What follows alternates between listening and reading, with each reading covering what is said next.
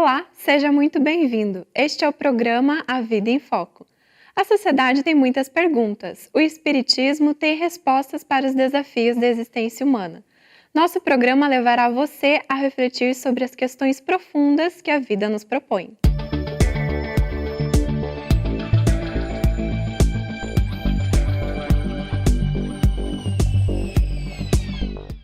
Por qual razão o ser humano está destinado a viver em lar no qual onde não foi gerado?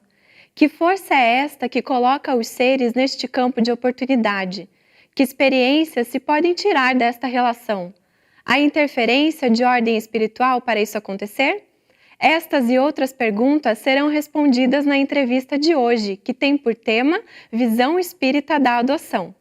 Acompanhe também no programa A Vida em Foco, curiosidades, crônica, o Espiritismo Esclarece e, por último, a presença de Haroldo Dutra Dias, no quadro Pérolas do Evangelho. Você é nosso convidado especial. Fique conosco.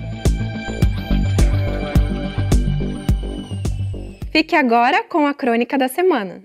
Dia destes fui a um espetáculo de circo muito belo, por sinal. Além da beleza, o que me chamou a atenção foi o sincronismo para o preparo do palco, dos equipamentos e aparelhos que seriam usados nas apresentações. E ainda, o sincronismo de todos os artistas e assistentes a fim de que o espetáculo acontecesse com absoluta segurança. Prenderam a atenção de todos os malabaristas com as argolas e seus instrumentos, como também os acrobatas que nas evoluções como que brincavam com seus parceiros, embalando-se nas balanças e trapézios. Tudo tão ajustado de modo a arrancar suspiros de apreensão e suspense dos espectadores. Apesar das redes de proteção, contudo, um erro provocaria uma queda inevitável. Que maravilha aquele espetáculo que só foi exitoso por conta da aplicação nos treinamentos sucessivos para que o sincronismo fosse perfeito, sem o que o risco à vida e o insucesso do espetáculo seria fatal. Tanto esforço para que após o espetáculo possam receber os merecidos aplausos. Com o espírito, de certa forma, também se dá o mesmo. Para vir ao palco da vida pela reencarnação, a fim de viver a sua experiência exitosa, precisa se preparar muito. Todos nascemos e renascemos para acertar. Exercitar-se na interação com os outros de tal forma que o sincronismo seja perfeito. Sincronismo que reflete confiança, respeito, responsabilidade entre os atores do espetáculo, que não é o de um circo, e sim o da vida. Firmar propósitos bons e se aplicar no bem é o desafio. A engenharia sideral entregue aos espíritos superiores governa o sincronismo encarnatório, colocando os atores juntos com os parceiros a fim de que um apoie o outro. Apesar da rede de proteção, ainda assim há grandes riscos de quedas. Os movimentos que a vida faz nos colhe, ora lançando-nos em direção ao alto, ora na direção de braços seguros, para que a criatura não caia nas acrobacias da vida. Contudo, se nos descuidarmos, a queda moral será a nossa desgraça. Em que pese a similitude de fatos, a vida é muito mais que um belo espetáculo circense. Nós somos arremetidos uns para os outros, não como malabares, e sim como propostas vivas para as mãos carinhosas e seguras daquele que nos enviou ao palco da vida. E você está exercitando para que tudo dê certo? Você, após o espetáculo, merece os aplausos dos espectadores? Como está a sua rede de proteção se houver uma queda? Pensemos nisso. Fique com o programa Vida em Foco que está começando agora. Confira o quadro de entrevista com o tema Visão Espírita da Adoção.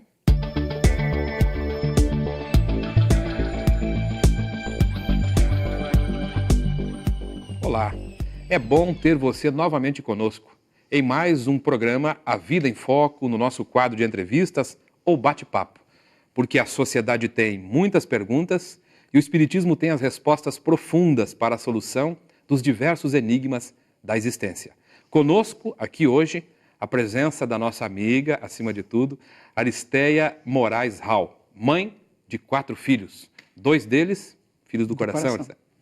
Filhos do coração. Aristeia, além de servidora pública federal, assessora do Tribunal Regional do Trabalho, é fundadora do MONACI, o Movimento Nacional das Crianças Inadotáveis. E andou mobilizando a sociedade curitibana e as autoridades do estado do Paraná. Nesses últimos dias, fez um evento, Aristeia, no dia 11 de outubro, na véspera do Dia das Crianças. Isso. É um prazer estar aqui, Márcio. E nós fizemos este evento como uma forma de refletirmos a respeito da aplicação do Estatuto da Criança e do Adolescente.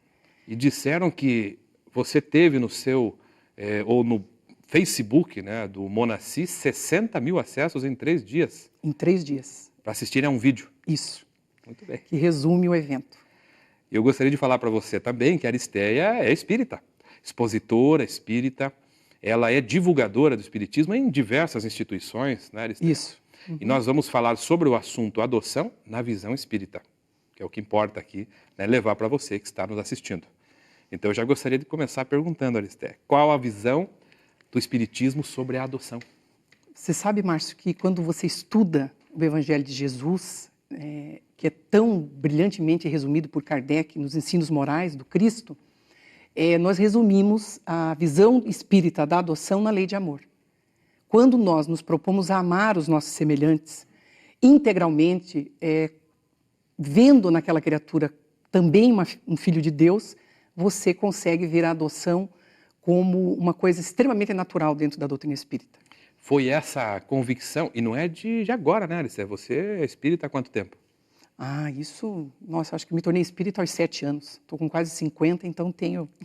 E você atribui a essa convicção que você tem, né, nos ensinos do Cristo, o fato de você ter também adotado? Com certeza, eu acho que a nossa iniciativa, minha e do Alberto, de adotarmos, ela tem base no Espiritismo. Porque quando você lembra, por exemplo, nós temos grandes vultos na educação, mas entre eles Pestalozzi, que foi um dos grandes baluartes da Escola Nova, numa visão totalmente diferente da educação, vendo a criança como um ser em desenvolvimento, né? Então, você vê a importância dessa visão espírita de ver a criança como um ser reencarnante e ser o lar, o ambiente propício e adequado para o desenvolvimento da criança e do jovem. Então, essa é a visão que a gente tem. E o exemplo prático, você sabe muito bem, que Divaldo, né, é um exemplo de amor aos semelhantes, tendo adotado mais de 600 crianças. E a própria prece de gratidão, né, fala da mão que embala sem receio o corpo de um filho alheio. Então, é essa visão que nós trazemos da adoção. Isso, você fez menção a Divaldo. No nosso primeiro programa, fizemos uma homenagem a ele, mostrando exatamente a sua função de educador. Nós assistimos, muito bonita, belíssima. Isso, 600 filhos registrados em seu nome, né? É impressionante mesmo. E o incrível é que mesmo dentro do movimento espírita, às vezes, né, quando nós tivemos a iniciativa da adoção, porque nós queríamos inicialmente a adoção de 4 meninas portadoras de HIV, e como essas adoções não se consolidaram, nós adotamos os nossos filhos no Rio de Janeiro, o Matheus com 14 e a Daniele com 10. Você adotou um filho já com 14 anos de idade? Com 14 anos. E digo para você, Márcio, que é uma experiência maravilhosa, porque, inclusive, aquele medo, né, o medo que as pessoas têm de adotar, que a gente possui aquele medo, como se nos filhos biológicos nós tivéssemos controle do comportamento ético-moral da pessoa. Só por conta de uma questão genética, a gente Só já por conta fala de uma sobre questão ela genética, daqui a pouquinho, né? E você também adotou uma menina com 10 anos, né? Com 10 anos. Então, eu digo para você que é tranquilo, né? Tem desafios, como todo relacionamento humano, mas nada que não seja superado por essa visão que a doutrina espírita nos instrumentaliza, que é a visão da parentela espiritual. Fale mais sobre isso, Alice. A parentela espiritual, aquela parentela que não está vinculada aos laços consanguíneos, que não são, na realidade, os duradouros. Porque a visão que o Espiritismo nos traz da vida, através da reencarnação, é que nós temos vinculações por várias existências. Eu nunca posso esquecer que quando eu comuniquei o Divaldo da adoção dos nossos filhos, ele disse, né, Aristeia, um gesto maravilhoso. Ele disse a concretização de uma era nova, porque quando nós nos dispomos a adotar, nós estamos influenciando positivamente a sociedade, tirando de abrigos que, ainda que sejam bons, Márcio, nunca vão atender, como diz Vinícius, Pedro de Camargo, na Seara do Mestre, na Escola do Mestre. Dois livros. Dois livros dele, de Vinícius, Pedro de Camargo. Ele nos diz o seguinte, que os abrigos, os asilos, eles atendem o aspecto material da vida da criança, mas nunca o moral.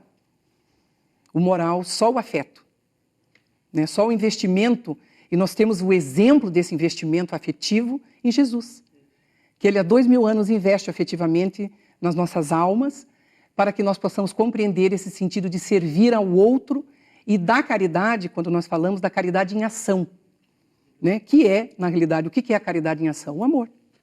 O amor na prática. E não apenas na falação dos textos bíblicos. Então, você recomenda que as pessoas realmente adotem? Olha, na realidade, nós estivemos participando em Minas Gerais de um congresso, Márcio, e na visão espírita a gente não só recomenda, né? A gente diz que nós deveríamos ser os primeiros a ter este gesto. Muito bem, Esther. Diante dessas considerações, né, que você fez sobre reencarnação, as vinculações, pelo que eu percebi, a questão genética, que é extremamente valorizada, né, ela perde a importância. Perde totalmente.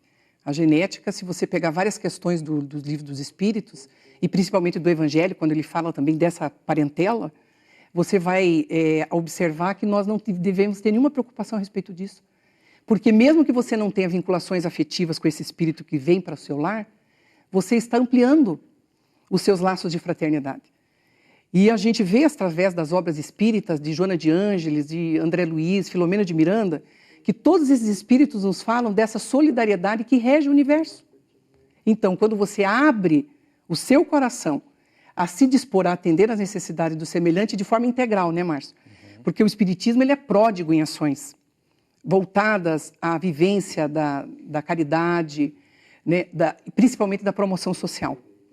Porque quando nós falamos em exclusão social, o espiritismo ele tem atuado há muitos anos, desde a sua fundação, nas ações que promovem a criatura. A sociedade criticava os espíritas no início do século XX, né? Os espíritas criavam ligas de alfabetização, os espíritas abriram suas portas para acolher crianças por conta da Guerra do Contestado, crianças órfãs. Então já vem atuando silenciosamente nesses últimos 100 anos, pelo menos. A gente vai fazer um intervalo, Aristeia, e já volta, porque nosso tempo é curto, mas o assunto é muito bom. A gente já volta.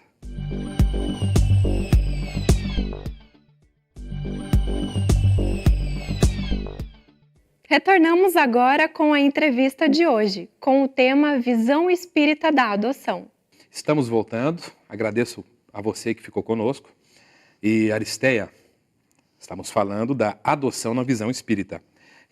Você mencionou o Evangelho, mencionou Jesus, e que exemplo nós poderíamos citar da preocupação com os órfãos que o Evangelho nos apresenta?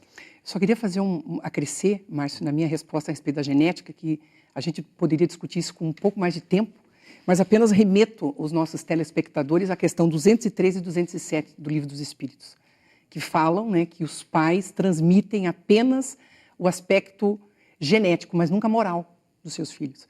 É por isso que nós não deveríamos ter essa preocupação de acharmos que o nosso filho adotivo ele teria menos qualidade do que o filho nascido de forma biológica. Porque, na realidade, se você não transmite, né, nós sabemos muito bem que filho de peixe, peixinho, efetivamente não é. Ele vai ser, dependendo do investimento, como disse Kardec, que você dispensar a educação do seu filho, através da sua presença, né, e dos valores éticos, morais que a gente transmitir.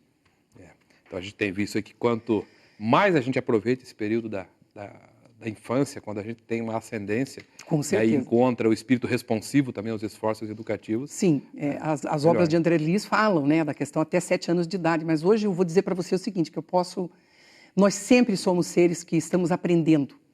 Como disse o professor Ney Lobo, né, a respeito da desencarnação de Goethe, no momento que ele estava desencarnando, era hábito da época acender uma vela ao espírito que partia. E não tinha nenhuma vela. As pessoas que estavam em volta de Goethe não tinham vela, não tinha nada. Então a serviçal da casa correu ao fogão de lenha e conseguiu uma borra, um pedaço de carvão e foi então. E Goethe, quando olhou aquilo, ele disse, morrendo e aprendendo. Ok. Quer dizer que nós sempre temos a oportunidade de aprender. Do exemplo do Evangelho. O exemplo do Evangelho. Você sabe que eu fiz uma releitura, até por indicação do Divaldo, né? Ele disse que a gente sempre deve ler obras que nos lembrem dos primeiros cristãos. E uma das obras basilares é Paulo e Estevão. É uma obra obra psicografada por Chico Xavier. por Chico Xavier. Inspirada pelo Espírito Emmanuel. Emmanuel, escolhida a primeira obra, né, do século, né? Acho que entre as classificadas. E é uma obra maravilhosa porque fala da Casa do Caminho, né, próximo a Jerusalém, que os discípulos, quando sentiram a ausência do mestre, que a gente não tem nem condições de avaliar essa ausência, né, o vácuo que Jesus deixou no coração dos discípulos, eles encontraram Jesus se doando às pessoas do caminho. Então, eles começaram a ser conhecidos como os homens do caminho. E na Casa do Caminho existiam, então, as crianças órfãos. E é belíssimo o momento em que Pedro vai ser preso por Saulo, naquela perseguição que ele teve, que ele deu início, e os órfãos ficam ao redor de Pedro e dizem: meu pai, como nós ficaremos aqui sem você? Né, que encontraram no coração daquele homem, porque a gente, quando fala em adoção, Márcio, hoje as adoções elas têm ocorrido até de pessoas solteiras, mas pessoas que são dispostas e que compreenderam, então, esse trabalho maravilhoso que nós podemos efetuar, sendo copartícipes na criação dessa nova era que nós tanto desejamos. Uma curiosidade só, antes de fazer mais uma pergunta sobre o Espiritismo, como sendo obra de educação e a responsabilidade que nós temos. Quantas crianças há hoje nessa situação? Olha, na realidade... Crianças para serem adotadas e crianças consideradas inadotáveis, né? É uma das bandeiras do Monaci. O movimento nasceu por essa nossa perplexidade, Márcio, na aplicação do Estatuto da Criança e do Adolescente, que é uma lei modelar. Ela completou 21 anos de existência, mas infelizmente nós temos uma dificuldade muito grande de colocar em prática. Porque como a Declaração Universal dos Direitos do Homem, ela tem por base o Evangelho de Jesus, nós sabemos muito bem disso, ela é inspirada no Evangelho de Jesus. A mesma coisa, as leis progressistas que nós estamos conseguindo implantar na Terra, ainda, vamos dizer, de forma teórica.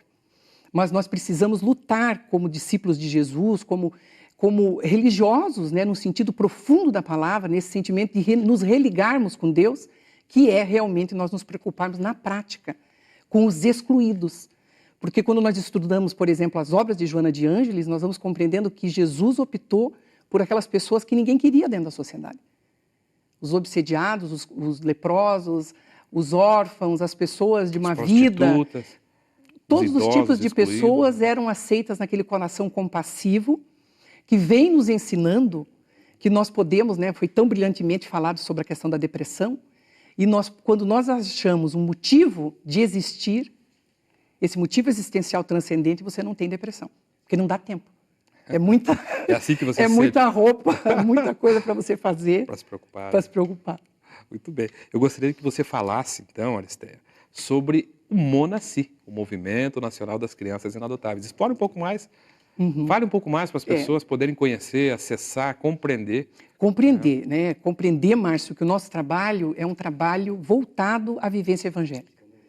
O Monaci, ele nasceu desse desejo, dessa compreensão que nós retiramos da doutrina espírita, de nos preocuparmos com o nosso próximo, e de um exemplo que eu falei para o Divaldo isso pessoalmente, desse exemplo maravilhoso da vida do Divaldo, que não podemos esquecer, né, que ele começou a Mansão do Caminho há 60 e poucos anos, né? 61, né? 61 anos, e tendo adotado solteiro 600 crianças. Eu conheci, Aristeia, um dos primeiros filhos que ele adotou, se não foi o primeiro, o Edilton, que é médico, está lá até hoje contribuindo, coordena o grupo de juventude, né, e faz visitações ao bairro Pau da Lima, atendendo senhoras que foram abandonadas, negligenciadas.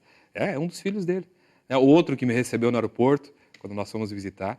Então, é inspirador. E isso te inspirou também, Aristeia? E isso me inspirou, com certeza. E você daí supera, Márcio, você supera medo, sabe?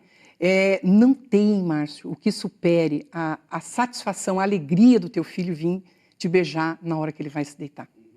E que nós podemos, Márcio, em casa, fazer com nossos filhos o evangelho e passar a eles a visão que a doutrina espírita nos traz, de não olharmos para trás. Porque todos nós temos dificuldades a serem superadas. E não é porque ele nasceu daquela forma mais atribulada que ele é um ser que não esteja dentro da seara de Jesus e desse olhar compassivo que o Mestre acolhe a todas as pessoas. Então, o Monaci é um movimento nacional das crianças inadotáveis, não é um movimento que visa qualquer perturbação social, pelo contrário, é um movimento que visa, Márcio, que nós tenhamos uma participação mais efetiva dentro da sociedade. Discutindo, então, a aplicação efetiva da lei, né, de proteção à criança, e que a criança entre nos abrigos, mas não envelheça lá dentro. E você acha que tem conseguido isso? Eu acho que nós conseguimos muitas vitórias, várias portas estão se abrindo. Acho que nós temos que conscientizar, principalmente o movimento espírita, dessa possibilidade que nós temos de darmos o exemplo dentro da sociedade, como nós já demos em vários setores, com várias campanhas a favor da vida, mas a favor da vida contra o aborto, contra a eutanásia, contra a pena de morte, mas também a favor daqueles que já nasceram. Você quer dar um endereço para o nosso telespectador? É www.monaci.com.br. Monaci.com.br. Fácil, É muito né? fácil. E nós temos uma petição digital também, que vai ser encaminhada ao Conselho Nacional de Justiça, com esses pedidos de aplicação da lei e de respeito à criança abrigada. Aristéia, muito obrigado pela sua participação. Eu Nosso que agradeço. tempo, infelizmente, está esgotado. E deixa um abraço para o nosso telespectador também. Muito obrigada pela oportunidade e esperamos que o assunto seja palpitante e que outras pessoas também queiram discuti-lo. Muito obrigado. Fique conosco. Logo após, o quadro Espiritismo Esclarece e fechando o nosso programa, Haroldo Dutra Dias com as pérolas do Evangelho. Acompanhe agora o quadro Espiritismo Esclarece. Esta também poderá ser a sua dúvida. Olá, a pergunta de hoje é enviada por Ana Knispel. Por que atualmente vemos tantos médiums com títulos ilustres e alguns exigem direitos autorais de comunicação mediúnica com determinada celebridade desencarnada? Ana, o Espiritismo ensina que a mediunidade é uma característica física que independe do moral. É algo semelhante a ter olhos azuis ou castanhos, estatura alta, baixa ou mediana. O simples fato de ser médium não significa que alguém seja mais evoluído. É uma habilidade que permite entrar em contato com o plano espiritual. E a espiritualidade superior esclarece que, quanto ao exercício mediúnico propriamente dito, tem-se uma questão de sintonia e de filtragem. Por filtragem deve-se entender a capacidade maior ou menor de interagir com o plano espiritual. Aí prepondera o fator físico propriamente dito, o talento com o qual se nasceu. Por exemplo, um médium que não seja vidente não conseguirá enxergar o plano espiritual em caráter de regularidade. E na filtragem também se insere o preparo do médium, o material mental, fruto de seus estudos e de seus esforços, que ele fornece para que os espíritos se utilizem para se manifestar no plano físico. Quanto à sintonia, aí sim prepondera o fator moral, a vida que o médium leva. Porque os espíritos evoluídos, eles não se prestam a ser explorados por ninguém. As grandes almas se interessam basicamente pela evolução moral da humanidade. Se o médium é interesseiro e quer lucrar, essas grandes almas se afastam e o deixam livre para que ele siga o caminho que elegeu para si. Já os espíritos medíocres não se importam de ser explorados, desde que eles permaneçam em evidência. Quanto à questão da titulação, o Espiritismo não possui sacerdócio estabelecido e organizado e ele não confere títulos a ninguém. Mas uma coisa é certa, a mediunidade equilibrada apenas se exerce em clima de simplicidade e modéstia. Fique agora na presença de Haroldo Dutra Dias com Pérolas do Evangelho. Olá, pessoal!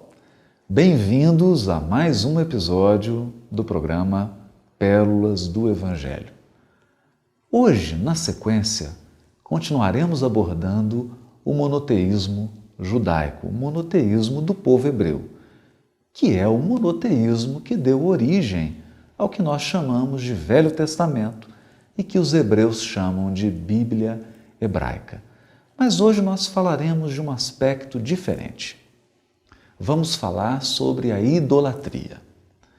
No episódio passado, nós comentávamos que o monoteísmo judaico não admitia estátuas, gravuras, figuras, nenhum tipo de imagem que retratasse o Deus único, o Deus Criador de todo o universo. Pois bem, o povo hebreu vivia cercado de outros povos, e esses povos costumavam adorar deuses, deuses que representavam, na sua maioria, forças da natureza. Então, naquela época, era comum adorar-se a deusa da fertilidade, deusa da agricultura, deusa da sabedoria, o deus da riqueza, que é Mamon, e vários outros deuses, para vários aspectos da vida natural e da vida social. Os povos construíam deuses, imaginavam a sua forma, que geralmente era semelhante à forma humana, ou era uma mistura da forma humana com a forma de algum animal, e construíam templos, estátuas, representações iconográficas, ou seja, imagens desses deuses. Por essa razão, um dos pontos fundamentais da mensagem dos profetas era o combate ao que eles chamavam de idolatria. Adorar outros deuses era chamado de idolatria. Mas não nos enganemos, não se trata apenas da adoração a imagens. O que se combatia era a adoração a qualquer força da natureza, seja ela exterior ou interior. Adorar potenciais anímicos do ser humano ou adorar força da natureza era considerado idolatria, porque a criatura poderia somente amar e adorar ao Deus único. Toda vez que ela se encantava com uma força natural, ou toda vez que ela se encantava com um potencial dela mesma, isso era tido à conta de idolatria. Obrigada pela sua companhia. A Vida em Foco volta na semana que vem. Aguardamos você mais uma vez. Sua audiência é muito importante para nós. Divulgue este programa aos seus contatos. Temos certeza que eles também irão gostar. Você também pode ajudar a produzir o nosso programa. Participe, mande suas sugestões para contato@avidaemfoco.com.br. Até semana que vem.